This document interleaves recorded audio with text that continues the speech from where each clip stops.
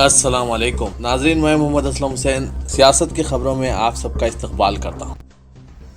Delhi police commissioner Rakesh استھانہ نے ایک اہم میٹنگ میں ویڈیو کانفرنسنگ کے ذریعے 50 آفیسر سے بات چیت کی۔ پولیس کمشنر نے لال قلعے پر منعقد ہونے والے یوم آزادی کے پروگرام کے پیش نظر اہم ہدایتیں جاری کی۔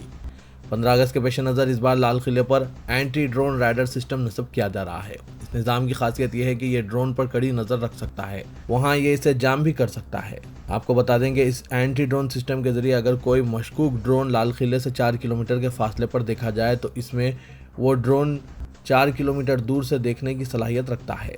یہ سسٹم نینو ڈرون کو 2 کلومیٹر دور سے پہچان لے گا اور اسے وہاں جام کر دے گا۔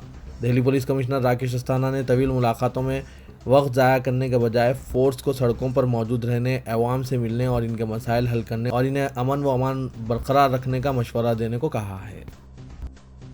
میگھالیہ کی بی جے پی حکومت میں وزیر سنوور شولائی نے ریاست کے لوگوں کو زیادہ بیف کھانے کی ترغیب دی ہے۔ جانوروں کی پرورش اور ویٹرنری کے وزیر شولائی نے کہا کہ لوگوں کو مرغی، مٹن اور مچھلی سے زیادہ بیف کھانے کو ترغیب دینے سے اقلیتی لوگوں میں یہ تاثر ختم ہو جائے گا کہ بی جے پی حکومت گائے کی ذبیحہ پر پابندی لگائے گی۔ شولائی نے صرف گزشتہ ہفتے کابینہ کے وزیر کی حیثیت سے حلف لیا۔ خبر رساں ایجنسی ANI کے مطابق انہوں نے کہا کہ میں لوگوں کو چکن، مٹن اور مچھلی سے زیادہ بیف کھانے کی ترغیب دیتا ہوں تاکہ اقلیتی لوگوں میں یہ غلط فہمی دور ہو جائے کہ بی جے پی ان کے خلاف ہے۔ ہر کوئی کھانے کے لیے آزاد ہے۔ بی جے پی کے وزیر نے کہا کہ ہندوستان ایک جمہوری ملک ہے، ایسی صورتحال میں یہاں ہر کوئی آزاد ہے، جو چاہے کھا سکتا ہے، جو چاہے پی سکتا ہے۔ انہوں نے لوگوں کو یقین دلایا کہ وہ آسام کے وزیر اعلیٰ ہیمنت بسوا سرما سے بات کریں گے اور اس بات کو یقینی بنائیں گے کہ میگھالیہ میں مویشیوں کی آمد و رفت آسام کے نئے گائے قانون سے متاثر نہ ہو۔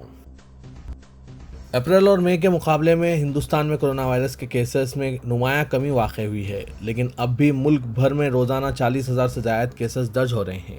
مہاراشٹر، کیرالہ سمیت کچھ ریاستوں میں معاملات میں اضافے کی وجہ سے تشویش بڑھ گئی ہے۔ اتوار کو مرکزی وزارت صحت کی طرف سے جاری کردہ تازہ ترین اعداد و شمار کے مطابق ہندوستان میں گزشتہ 24 گھنٹوں کے دوران 41,831 نئے کووڈ کیسز درج کیے گئے ہیں۔ اس دوران یعنی گزشتہ 24 گھنٹوں کے دوران 541 کورونا متاثرہ مریض فوت ہوئے ہیں۔ کورونا کی دوسری وبا سے نمٹنے میں یوگی حکومت کی ناکامی، آکسیجن کی کمی اور بڑی تعداد میں اموات کے باوجود بی جے پی الیکشن سے قبل یہ باور کرانے کی کوشش میں لگی ہوئی ہے کہ ریاستی حکومت نے کورونا کی وبا سے بہت حسن طریقے سے نمٹا ہے۔ اس کی ان کوششوں کو الہ آباد کے پھاپامو گھاٹ پر گنگا میں ابھر آنے والی لاشوں نے بری طرح نقصان پہنچایا ہے۔ کورونا کی وبا کے دوران گنگا کنارے ریت میں دفن کی گئی یہ لاشیں ندی میں پانی کی سطح بڑھنے پر پانی میں تیرنے لگی ہے۔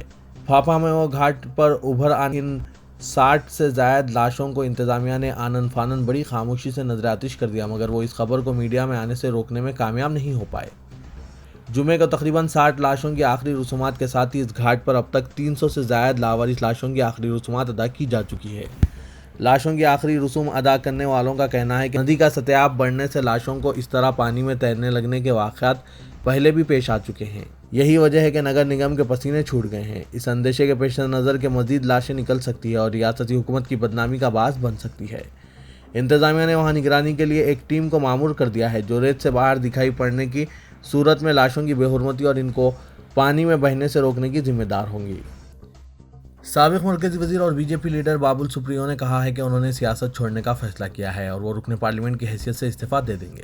انہوں نے اشارہ دیا ہے کہ یہ فیصلہ جزوی طور پر وزارتی عہدے سے محرومی اور ریاستی بی جے پی قیادت کے ساتھ اختلافات کی وجہ سے ہے۔ سپریو 2014 سے نریندر مودی حکومت میں مملکتی وزیر کی حیثیت سے کئی قلمدان سنبھال رہے تھے۔ انہیں اس ماہ کے اوائل میں کابینہ میں بڑے پیمانے پر رد و بدل کے دوران ہٹا دیا گیا۔ سپریو نے اپنے فیس بک پوسٹ میں لکھا کہ میں جا رہا ہوں، الوداع۔ میں نے اپنے والدین، اہلیہ اور دوستوں سے بات چیت کی۔ ان کے مشورے کو سننے کے بعد میں کہہ رہا ہوں کہ میں جا رہا ہوں۔ میں کسی دوسری جماعت جیسی TMC، کانگریس یا CPIM میں نہیں جاؤں گا۔ میں توثیق کر رہا ہوں کہ کسی نے مجھے نہیں بلایا۔ میں ایک ٹیم کا کھلاڑی ہوں۔ میں نے ہمیشہ ایک ٹیم یعنی موہن بھگوت کی تائید کی ہے اور صرف ایک پارٹی BJP کے ساتھ رہا ہوں جسے میں چھوڑ رہا ہوں۔ میں نے طویل عرصہ کام کیا ہے۔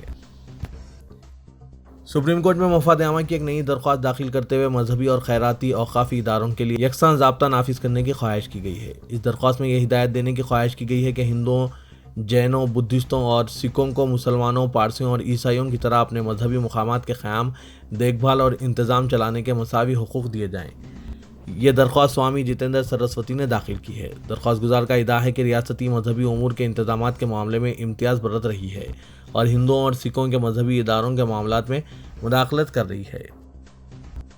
طلاق ثلاثہ کو جرم قرار دیے جانے والے دن 1 اگست کو مسلم خواتین کے حقوق کا دن کے طور پر منایا جا رہا ہے۔ مرکزی وزیر برائے اقلیتی امور مختار عباس نقوی نے کہا کہ وزیراعظم نریندر مودی کی حکومت نے 1 اگست 2019 کو طلاق ثلاثہ یا طلاق بدعت کو قانونی جرم قرار دیا تھا۔ 3 طلاق کو قانونی جرم بنانے کے بعد 3 طلاق کے واقعات بڑے پیمانے پر کم ہوئے ہیں۔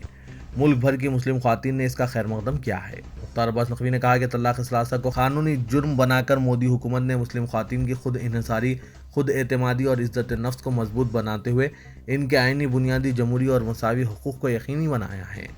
ملک بھر میں مختلف تنظیموں کی جانب سے مسلم خواتین کے حقوق کا دن منایا جا رہا ہے۔ ہندوستان بھر میں آج سے بینکنگ قواعد میں کئی ایک تبدیلیاں لائی گئی ہے، جس کا اثر بینکوں کے تمام صارفین پر اور روزانہ کی بنیاد پر اکاؤنٹ استعمال کرنے اور بینکی سرگرمیوں میں مشغول افراد پر پڑے گا، جبکہ ان نئے قواعد سے ماہانہ آسان اقساط EMIs کے ذریعے قرض واپس کرنے والوں اور بینکوں سے تنخواہ حاصل کرنے والوں کو فائدہ ہوگا، جبکہ بینک اکاؤنٹ ہولڈرز کو آزادانہ طور پر ATM کارڈ کے استعمال پر زائد رقم خرچ کرنی پڑے گی۔ یہ تمام تر تبدیلیاں 1 اگست یعنی آج سے نافذ العمل ہے۔ مرکزی bank reserve bank of India نے تمام بینکوں کو ATM سے رقم نکالنے پر عائد فیس میں اضافہ کرنے کی اجازت دی ہے۔ ان نئے قواعد کے مطابق بینک صارفین کو اب اپنی رقومات کی منتقلی جیسے وظیفہ، تنخواہ کی منتقلی یا EMIs کی منتقلی میں تعطیلات کے باعث رکاوٹ نہیں ہوگی۔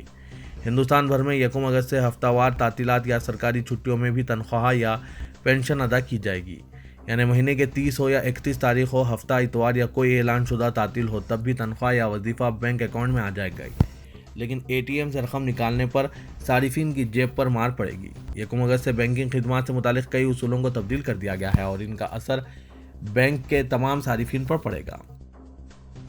ملک میں بڑھتی ہوئی بے روزگاری کے دوران مرکزی حکومت نے اعتراف کیا ہے کہ اس کے زیر انتظام وزارتوں اور محکموں میں 8 لاکھ سے زیادہ عہدے خالی پڑے ہیں۔ خیال رہے کہ ملک میں کورونا بحران کے سبب بڑی تعداد میں لوگوں کے روزگار ختم ہو گئے ہیں اور حزب اختلاف کی جانب سے لگاتار اس مسئلے پر حکومت کو نشانہ بنایا جا رہا ہے۔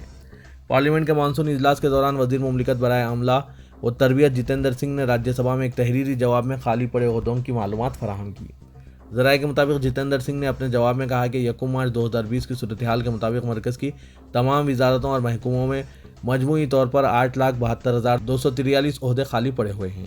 مرکزی وزیر نے مزید کہا کہ مرکزی حکومت کی تمام وزارتوں اور محکموں میں 1 مارچ 2020 کو کل منظور شدہ عہدوں کی تعداد 40,04,941 ہے، جبکہ ان میں سے 31,32,698 پر ہی تقرریاں ہوئی ہے، جبکہ 8,72,000 عہدے خالی پڑے ہوئے ہیں۔ جنگ زدہ افغانستان میں خواتین کے لیے جم کھل گیا ہے۔ خواتین پرجوش انداز میں وہاں اپنی فٹنس و صحت کو بہتر بنانے کے لیے ورزش کے لیے آ رہی ہے، تاہم جم کی مالک طالبان کی پیش قدمی کے باعث تشویش کا شکار ہے۔ یہ جم خندار میں بنایا گیا ہے، جہاں پر ورزش کرنے کے لیے صرف خواتین آتی ہے، جبکہ یہاں ٹرینر بھی خواتین ہیں۔ اس جم میں کام کرنے والی ایک خاتون ٹرینر کا کہنا ہے کہ انہیں یہاں کام کر کے کافی خوشی ہو رہی ہے۔ وہ یہاں ورزش میں دیگر خواتین کی مدد کرتی ہے اور خود بھی یہاں ورزش کرتی ہے۔ وہ یہاں سے ٹریننگ کی مد میں جو کچھ بھی کماتی ہے، اس سے ان کا گھر چلتا ہے۔ سعودی عرب نے پاکستان کے وزیر اعظم عمران خان کو اکتوبر میں منعقد ہونے والی مڈل ایسٹ گرین انیشیٹو سمٹ میں شرکت کی دعوت دی ہے۔ ڈان اخبار کی رپورٹ کے مطابق پاکستان میں تعینات سعودی سفیر نواف بن سعید احمد المالکی نے وزیر اعظم کو دعوت نامہ ان کے دفتر میں پہنچایا۔ دفتر وزیر اعظم سے جاری بیان میں کہا گیا ہے کہ عمران خان نے کانفرنس میں شرکت کی دعوت قبول کر لی ہے۔ مہلک وبا کورونا وائرس کے ڈیلٹا ویرینٹ کے مہلک اثرات سے بچنے اور ان سے مؤثر طور پر نمٹنے کے لیے آسٹریلیا سے جاپان اور فلپائن تک کے ایشیائی ممالک نے اپنے شہریوں کی نقل و حمل محدود کرنے کی غرض سے سخت پابندیاں عائد کر دی ہے۔ ذرائع کے مطابق ڈیلٹا ویرینٹ، جسے سب سے پہلے ہندوستان میں دریافت کیا گیا تھا، 96 سے زیادہ ملکوں میں پھیل چکا ہے اور عالمگیر سطح پر تشویش کا باعث بنتا جا رہا ہے۔ ڈیلٹا ویرینٹ کے اثرات سے بچنے کے لیے امریکہ، اسرائیل اور سنگاپور جیسے ملک جہاں ٹیکہ اندازی کے جدید پروگرام پر عمل درآمد جاری ہے، انہوں نے بھی اپنے شہریوں کی نقل و حمل سے متعلق کچھ پابندیاں پھر سے عائد کر دی ہے۔ تلنگانہ کے وزیر آئی ٹی و صنعت KTR نے کہا کہ صنعتی شعبے کے معاملے میں تلنگانہ ملک بھر میں سر فہرست ہے۔ سال 2015 سے ریاست میں TS IPAS کے ذریعے 2,20,000 کروڑ روپے کی سرمایہ کاری ہوئی ہے۔ ضلع رنگا ریڈی میں میگا گوڑے میں پوکانا انجینئرز اسٹون لمیٹڈ کمپنی کا افتتاح کرتے ہوئے ان خیالات کا اظہار کیا۔ اس موقع پر وزراء سویتا اندا ریڈی، دیاکر راؤ، رکن پارلیمنٹ N سرینیواس ریڈی، رکن اسمبلی انجیا کے علاوہ دوسرے موجود تھے۔ केटीआर ने कहा कि तेलंगाना में कामयाब क़यादत और मुस्तहकम हुकूमत होने की वजह से सरमायाकारी करने सरमायादार आगे आ रहे हैं। ये दो चीज़ें मुमकिन होने पर ही तरक्की की राहें हमवार होती हैं और तेलंगाना तेज़ी से तरक्की करने वाली रियासत का एजाज़ पा चुकी है। डायरेक्टर महकमा सेहत डॉक्टर जी श्रीनिवास राव ने कहा है कि रियासत में कोरोना की दूसरी लहर का असर अभी ख़त्म नहीं हुआ है। ऐसे हालात में कोरोना से मुतासर होने वाले चंद अफराद आइसोलेशन में रहने के बजाय मुख्तलिफ मुकामात पर घूम रहे हैं, जिससे वायरस के फैलाव में मज़ीद इजाफे का इम्कान है। उन्होंने कहा कि कोरोना की तीसरी लहर को रोकने के लिए हर शख्स को जिम्मेदारी निभाने की ज़रूरत है। कोठी के दफ्तर डायरेक्टर महकमा सेहत में प्रेस कॉन्फ्रेंस से खिताब करते हुए श्रीनिवास राव ने कहा कि फ़िलवक्त तेलंगाना में कोरोना की वबा काबू में है, लेकिन हमको मज़ीद एहतियात से काम लेना चाहिए। सिकंदराबाद रेलवे स्टेशन पर रेलवे प्रोटेक्शन फोर्स यानी आरपीएफ से वाबस्ता एक कांस्टेबल ने बरवक्त चौकसी और बहादुरी का मुजाहरा करते हुए एक खातून की जान बचा ली। तफसीलात के मुताबिक नसीमा बेगम नामी खातून चलती ट्रेन में सवार होने की कोशिश में प्लेटफॉर्म पर गिर पड़ी और प्लेटफॉर्म व ट्रेन के दरमियान फंस गई। ट्रेन की रफ्तार तेज़ हो चुकी थी और वो खातून को घसीटते हुए ले जा रही थी कि वहाँ मौजूद कांस्टेबल दिनेश सिंह ने फौरी तौर पर चौकसी का मुजाहरा करते हुए खातून को प्लेटफॉर्म से खींचकर बाहर निकाला और इनकी जान बचाई। इसी दौरान एक मुसाफिर ने ट्रेन की जंजीर खींचते हुए ट्रेन को रुकवा दिया और दीगर मुसाफिरीन भी ट्रेन से उतरकर इनकी मदद के लिए पहुंच गए और खातून आहिस्ता आहिस्ता चलने में कामयाब रही। आरपीएफ के अहदेदार और खातून ने कांस्टेबल की इस चौकसी और बहादुरी की सताइश की। यह वाक़या कल पेश आया, ताहम इस वाक़े का आज इस वक्त इंकशाफ हुआ जब सिकंदराबाद रेलवे स्टेशन में नस्ब सीसीटीवी कैमरे में कैद वीडियो वायरल हो गया। जामे निज़ामिया के 150वीं यौम तासीस के मौके पर जामे में एक खुसूसी तकरीब मुनक्किद हुई, जिसमें मुफक्किर इस्लाम मौलाना मुफ्ती खलील अहमद शेखुल जामिया जामे निज़ामिया ने खिताब करते हुए जामिया के 150 साला खिदमात पर रोशनी डाली और मुस्तकबिल के मंसूबों से वाकिफ़ करवाया। उन्होंने कहा कि जामिया इंतज़ामिया ने आलम इस्लाम को उलूम व फ़नून के माहिर उलमा दिए हैं। अल्लामा इब्राहिम अदीब, अल्लामा अबुल वफ़ा अफ़गानी और डॉक्टर मोहम्मद हमीदुल्लाह रहमतुल्लाह अलैह के अलावा अनगिनत उलमा जामिया निज़ामिया ने पूरी दुनिया में अपने इल्म व फजल का फैज़ पहुँचाया। रुकन पार्लियामेंट हैदराबाद व सदर कुल हिंद मजलिस इत्तेहादुल मुस्लिमीन असउद्दीन अवैसी ने उत्तर प्रदेश हुकूमत की जानिब से आबादी कंट्रोल बिल को मुतारिफ करने पर तबसरा करते हुए कहा कि यह अवाम की आंखों में धूल झोंकने के मुतरादिफ है। असउद्दीन अवैसी ने मरकजी हुकूमत के आदाद शुमार के जरिए आबादी बिल की धज्जियां बिखेर दी। सदर मजलिस ने हैदराबाद में अपने सदर दफ्तर में एक प्रेस कॉन्फ्रेंस से खिताब करते हुए बीजेपी को चैलेंज किया कि वो इनके सवालात का जवाब दे। उन्होंने जो निकात पेश किए हैं, इनके एक एक नुक्ते का जवाब दिया जाए। असउद्दीन अवैसी ने कहा कि उत्तर प्रदेश में बीजेपी के तकरीबन 150 अरकान असेंबली के 4 या 5 बच्चे हैं। अब सवाल ये पैदा होता है कि आया बीजेपी इन्हें दोबारा टिकट देगी या नहीं। नरेंद्र मोदी हुकूमत ने 2019 में एक दस्तावेज जारी किए थे, जिसके मुताबिक आबादी की शरह 2025 में 2% कम हो जाएगी। फिर हिंदुत्व ब्रिगेड को इस तरह का कानून लाने की क्या ज़रूरत पड़ गई। इस मसले पर आया मोदी हुकूमत या योगी हुकूमत, दोनों में से एक झूठ बोल रहे हैं। मरकजी हुकूमत ने 2020 में सुप्रीम कोर्ट में हलफनामा दाखिल किया, जिसमें आबादी से मुतालिक हक़ाइक़ मौजूद हैं। इसके बरखिलाफ योगी 56 इंच के सीने के खिलाफ कदम उठा रहे हैं। ओवैसी ने बताया कि मरकजी हुकूमत की जानिब से जो आदाद शुमार जारी किए गए हैं, इनमें हिंदुओं की आबादी में 1.2% और मुसलमानों की आबादी में 1.66% की कमी वाक़ई हुई है।